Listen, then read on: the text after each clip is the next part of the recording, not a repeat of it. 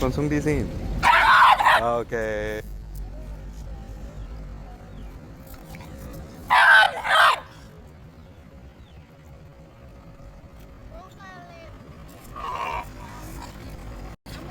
好啦，狗與狗之間大家未見過，係咪一開始就一定做到朋友先？呢隻柴犬叫 Mocha，佢而家3歲，佢本身都有隻狗狗，都係一隻柴犬會陪伴佢，不過離世咗之後，到而家就冇乜朋友添。原因佢唔係好識社交，佢唔係好識同其他狗狗相處，我而家就要借助 Kiko 去幫佢。Kiko 而家就用緊一個好 calm 嘅能量去話俾呢隻柴犬聽，我冇敵意，你嘗試下信任下我哋啦。大家會好奇，狗真係可以教到狗嘅咩？當然可以啦。如果你亂咁揾一班狗去教佢，當然會出事。Kiko 喺身邊陪伴咗佢嘅心態之後，你睇到 Mocha 係放鬆咗好多。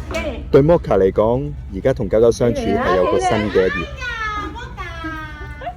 喂，Mocha 做咩衝過去啊？